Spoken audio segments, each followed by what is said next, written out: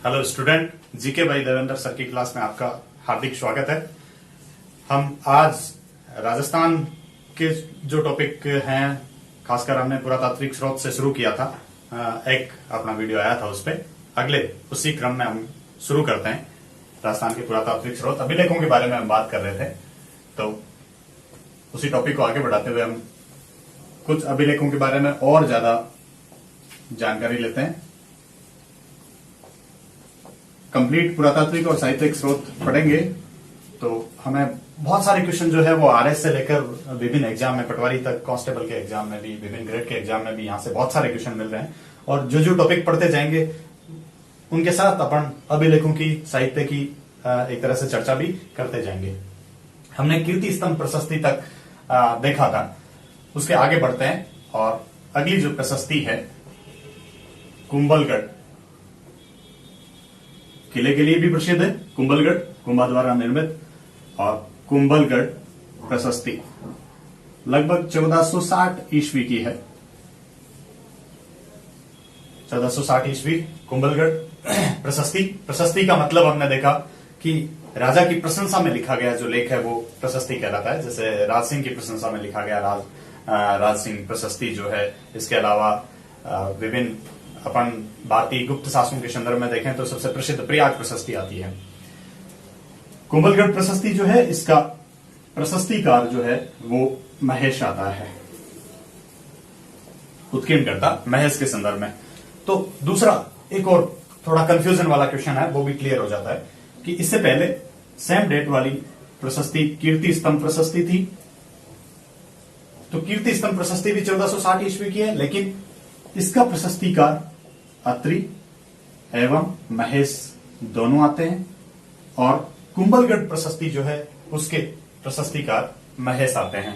कीर्ति स्तंभ प्रशस्ति जो है उसमें हमने देखा कि कुंभा की विभिन्न उपाधियां जो है, हिंदू सुल्तान वगैरह, उनका उल्लेख था। और इसके साथ साथ कुंभा की विभिन्न जो पुस्तकें हैं इनका भी उल्लेख कीर्ति स्तंभ प्रशस्ति में था। लेकिन कुंभलगढ़ प्रशस्ति जो है ये एक तो हमें गुहिल वंश के शासकों की उपलब्धियों के बारे में जानकारी देती है, तत्कालीन सामाजिक, आर्थिक, धार्मिक और सांस्कृतिक जानकारी का भी मुख्य स्रोत है। एक तरह से बप्पा रावल को इसमें विप्रवंशीय बताया गया है। ये एक महत्वपूर्ण कंटेंट हो सकता है एग्जाम की दृष्टि से। उत्कीर्णकर्ता याद रखें, गुहिल वंश के शासकों के बारे में, खासकर कुंभा वगैरह के बारे में हमें विवरण देने वाली प्रशस्ति है। सेम डेट है कीर्ति स्तंभ प्रशस्ति की और कुंभलगढ़ प्रशस्ति की। आगे बढ़ते हैं और इसी क्रम में हम देखते हैं कि बीच में कुछ महत्वपूर्ण प्रशस्तियों का भी जिक्र कर लेते हैं। कुछ की डेट है मिलती है और कुछ की नहीं मिलती है, उनमें भी तो देखते हैं। 861 ईस्वी के आसपास हमें 2 शिलालेख मिले हैं जिन्हें गठियाला शिलालेख कहा जा रहा है। और जब भी हम क्वेश्चंस की बात करते हैं तो गुर्जर प्रतिहारों के बारे में लगभग हमें क्वेश्चन हर पेपर में मिल जाता है, ग्रेड से लेकर विभिन्न एग्जाम में। तो गठियाला शिलालेख 861 ईस्वी के आसपास का है। और शिलालेखों का हमें लगभग दो शिलालेखों का समूह है। जैसे पिछली बार हमें पटवार के एग्जाम में बड़वा यूप स्तंभ के बारे में पूछा गया था, तो ठीक है, 2 स्तंभ लेख मिले हैं। और प्रतिहार शासक कक्कुक प्रतिहार की प्रशस्ति है। ये प्रतिहारों का मूल केंद्र मंडोर था, जोधपुर के आसपास, जो प्रारंभिक केंद्र भी होता है। तो कक्कुक प्रतिहार की प्रशस्ति गठियाला शिलालेख को कहा जाता है। तो जोधपुर या मंडोर के आसपास के जो प्रतिहार है, उस समय प्रतिहारों का जो शासन क्षेत्र था उनके बारे में भी, कक्कुक प्रतिहार के बारे में जानकारी मिलती है। और एक तरह से 4 लेखों का समूह आता है ये। तो 2 गठियाला शिलालेख याद रखें। गठियाला शिलालेख जो है वो जोधपुर से मिला है, प्रतिहारों के बारे में, खासकर कक्कुक प्रतिहार के बारे में जानकारी का मुख्य स्रोत है। महत्वपूर्ण हो सकता है संख्या और कक्कुक प्रतिहार के बारे में याद रखें। गठियाला शिलालेख के बाद हम देखते हैं कि एक कोटा से शिलालेख मिला है, कर्णसभा शिलालेख। ये कुछ एक अनइम्पोर्टेंट में से है जहां पे स्टूडेंट का अक्सर ध्यान जाता नहीं है, लेकिन एग्जाम में बार बार जो है आजकल जो अनइम्पोर्टेंट जो कंटेंट है वहां से ज्यादा पूछे जा रहे हैं, तो इनमें हम थोड़ा सा याद रख लेते हैं। कर्णसभा जो शिलालेख है वो लगभग 738 ईस्वी के आसपास का है। ये कोटा से मिला है। कोटा में एक शिव मंदिर जिसको शिवालय भी कहा जा रहा है, कोटा के शिवालय से मिला है यह शिलालेख। और इस शिलालेख में मौर्य शासक धवल का उल्लेख है। राजस्थान में मौर्य शासकों के बारे में जानकारी देने वाला ये अंतिम शिलालेख है। इससे पहले हमने ये भी पढ़ा है कि मानमोरी शिलालेख जो है, जिसको कर्नल टॉड एक तरह से इंग्लैंड ले जा रहा था, उस समय समुद्र में फेंक दिया गया था। उस मानमोरी शिलालेख में भी हमें मौर्य शासकों के बारे में, जैसे महेश्वर, भोज, मान इत्यादि के बारे में जानकारी मिल रही थी। और कर्णसभा शिलालेख जो कोटा का है वो भी मौर्य वंशी शासक धवल के बारे में हमें जानकारी देता है। उदयपुर में मेवाड़ महाराणों में प्रारंभिक शासकों के समय एक लकुलिश का मंदिर बनाया गया, तो वहां पे हमें एक प्रशस्ति मिलती है, नाथ प्रशस्ति। और नाथ प्रशस्ति जो है वो लगभग 971 ईस्वी की है। उदयपुर में जो लकुलिश का मंदिर है वहां पे उत्कीर्ण लकुलिश मंदिर पर। और लकुलिश जो है शिव के 28वें अवतार माने जाते हैं। पाशुपत मत के संस्थापक भी कहा जाता है। गुजरात के कायावरोहण में इनका जन्म होता है। तो लकुलिश मंदिर में उत्कीर्ण ये जो नाथ प्रशस्ति है, ये मेवाड़ के गुहिल शासकों के बारे में और गुहिलों की के साथ साथ मेवाड़ की सामाजिक आर्थिक स्थिति के बारे में भी हमें जानकारी देने वाला मुख्य स्रोत है। शिव के उपासक विभिन्न संप्रदायों में से एक संप्रदाय पाशुपत संप्रदाय है। पाशुपत मत और पाशुपत मत के जो योगी हैं उनके द्वारा की जाने वाली तपस्या का वर्णन भी हमें नाथ प्रशस्ति में मिलता है। 971 ईस्वी की है उदयपुर में। पाशुपत मत के बारे में हम याद रखें। लकुलिश मंदिर के संदर्भ में हमें जो है वो भी मिला। आगे बढ़ते हैं। नाथ प्रशस्ति के बाद अगला सिक्कर के जो चौहान है, खासकर सांबर के आसपास के जो चौहान, प्रारंभिक चौहानों का जो क्षेत्र होता है सपाद लक्ष्य, वहां पे जानकारी का मुख्य स्रोत हमें हर्षनाथ प्रशस्ति है। हर्षनाथ अभिलेख भी इसको कह सकते हैं। हर्षनाथ प्रशस्ति 973 ईस्वी की है और ये एक शिव का मंदिर था। हर्ष जो है एक तरह से भैरव का उपासक माना जाता है। शिव का मंदिर यहां पर चौहान शासक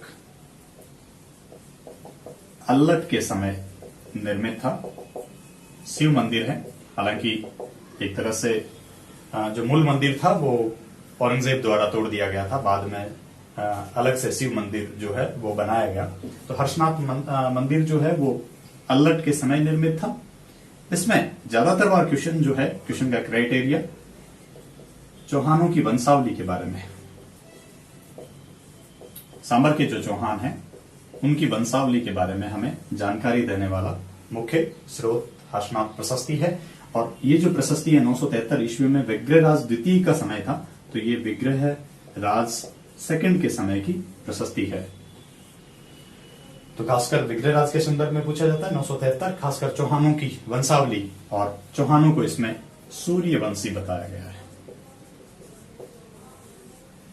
चौहानों का मूल पुरुष, आदि पुरुष वासुदेव चौहान को माना जाता है, जिसने सांबर में चौहान वंश की 551 ईस्वी के आसपास स्थापना की थी। कालांतर में चौहानों की राजधानी अजमेर हो गई अजय राज के समय, और कालांतर में उन्होंने राजधानी दिल्ली को भी बनाया था। तो अलग अलग शाखाएं हैं चौहानों की।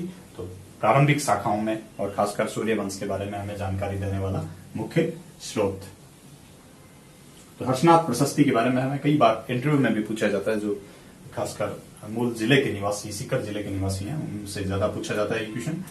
आगे बढ़ते हैं और अगला देखते हैं कि बीकानेर में हमें मुख्य रूप से इंपॉर्टेंट क्वेश्चन रायसिंह प्रशस्ति का पूछा जा सकता है।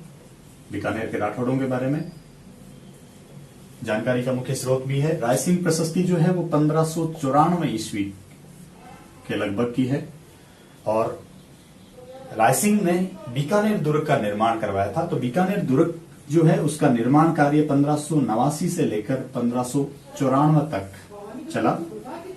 तो रायसिंह के नेतृत्व में बीकानेर का जो दुर्ग है उसका निर्माण कार्य हुआ, लगभग 5 वर्ष में निर्मित हुआ। और इस दुर्ग का निर्माण जो है वो रायसिंह ने अपने मंत्री करमचंद की देखरेख में करवाया था। तो इसका विवरण हमें मिलता है। इसके अलावा जो बीकानेर के शासक हैं उनका मूल संस्थापक बीका को माना जाता है। तो बीका से लेकर रायसिंह तक की उपलब्धियां हमें इस प्रशस्ति में मिलती है। प्रशस्ति का मतलब उपलब्धियां एक शासक विशेष की, वंश विशेष की हो गई। इसका लेखक जो है वो जैन मुनि जैता या जेता को माना जाता है। एक सेनापति भी है मालदेव का, जेता और कुंपा। और एक तरह से कीर्ति स्तंभ प्रशस्ति के बारे में भी हमें मिलता है। जैता, नापा, पुंजा और पोमा जो प्रशस्तिकार होते हैं कुंभा के। और यहाँ रायसिंह प्रशस्ति का जो लेखक है वो जैता, जैन मुनि जैता जो है वो इंपॉर्टेंट है, याद रखें। और बीकानेर का जो दुर्ग है उसको जूनागढ़ दुर्ग भी कहा जाता है, जमीन का जेवर भी कह देते हैं। और लाल पत्थरों से निर्मित है तो इसको लालगढ़ भी कह दिया जाता है। तो रायसिंह की उपलब्धियों की जानकारी है 1594 ईस्वी की। लेखक जो है जैन मुनि जैता। और बीका से रायसिंह तक की उपलब्धियां जो है हमें मिलती है लालगढ़ और जूनागढ़ के नाम से प्रसिद्ध है दुर्ग। जब दुर्गों की श्रेणियों में पढ़ेंगे फिर से जिक्र करेंगे। आगे बढ़ते हैं और अगला उदयपुर में हमें एक प्रशस्ति मिली है जगन्नाथ राय प्रशस्ति या जगन्नाथ प्रशस्ति। लगभग 1652 ईस्वी की है जगन्नाथ प्रशस्ति। और जगन्नाथ प्रशस्ति जो है ये हमें उदयपुर से मिली है। इसमें मेवाड़ के जगत सिंह सेकंड द्वारा जगदीश मंदिर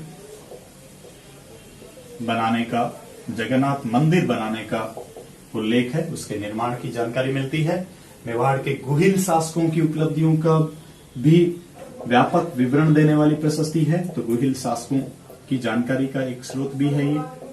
और सबसे इंपॉर्टेंट जो पूछा जा सकता है हमें, खासकर जो हल्दी घाटी का युद्ध है, इस हल्दी घाटी युद्ध का विस्तृत विवरण हमें जगन्नाथ राय प्रशस्ति देती है। ये अति महत्वपूर्ण क्वेश्चन हो सकता है आगामी एग्जाम की दृष्टि से। तो हल्दी घाटी का जो युद्ध है 1576 ईस्वी में एक तरह से अकबर के सेनापति के तौर पे मान सिंह और महाराणा प्रताप की सेनाओं के मध्य हुआ। उस युद्ध का व्यापक विवरण हमें जगन्नाथ राय प्रशस्ति में मिलता है। मेवाड़ के ही गुहिलों और खासकर रायसिंह के बारे में जानकारी का मुख्य स्रोत और सबसे ज्यादा रिपीट एक सिंगल क्वेश्चन की बात करें जैसे बिजोलिया शिलालेख वगैरह की, ठीक वैसे राज प्रशस्ति अति महत्वपूर्ण प्रशस्ति, प्रसिद्ध प्रशस्ति और सिंगल लाइन का क्वेश्चन भी जिस पर हो सकता है। 1676 ईस्वी की है। मेवाड़ के महाराणा राज सिंह की उपलब्धियां,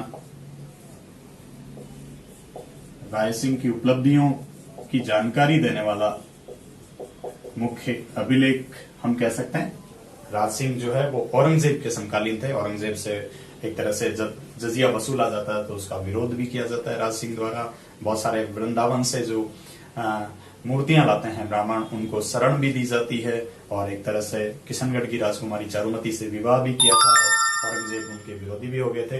तो राज सिंह की उपलब्धियों की जानकारी देने वाली मुख्य प्रशस्ति राज प्रशस्ति है। ये मेवाड़ में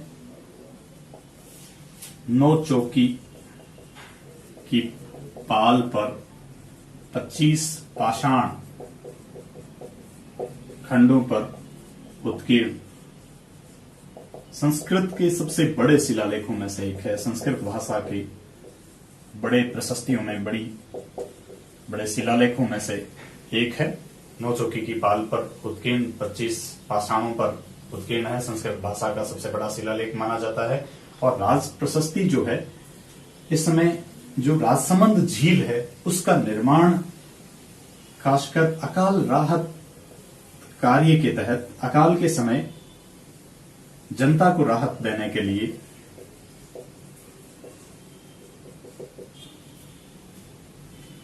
अकाल के समय जनता को राहत देने के लिए इस झील का निर्माण करवाया गया और इस के किनारे जो है वो राज प्रशस्ति जो है उत्कीर्ण है राज सिंह की उपलब्धियों के बारे में। और इसका लेखक रणछोड़ भट्ट या रणछोड़ दास भट्ट का उल्लेख मिलता है। इसका लेखक रणछोड़ जो है वो श्री कृष्ण को भी कह दिया जाता है, युद्ध भूमि से भागने वाला भी रणछोड़ कहलाता है। तो राज सिंह प्रशस्ति के बारे में ये महत्वपूर्ण बात जो है वो हमने पढ़ी। इसके अलावा भी इसी श्रृंखला में हम विभिन्न सिक्के, पुरालेखी सामग्री, ताम्रपत्र वगैरह जो है आगे की वीडियो में हम जारी रखेंगे और कुछ महत्वपूर्ण क्वेश्चन भी इस बीच हम करते रहेंगे। हमारे वीडियो को ज्यादा से ज्यादा लाइक और शेयर करें, चैनल को सब्सक्राइब करें और राजस्थान की इस सीरीज में हम टू द पॉइंट एक तरह से आगे बढ़ते हुए लगभग सभी टॉपिक जो है खासकर सभी एग्जाम के लिए महत्वपूर्ण आगे भी करते रहेंगे। धन्यवाद।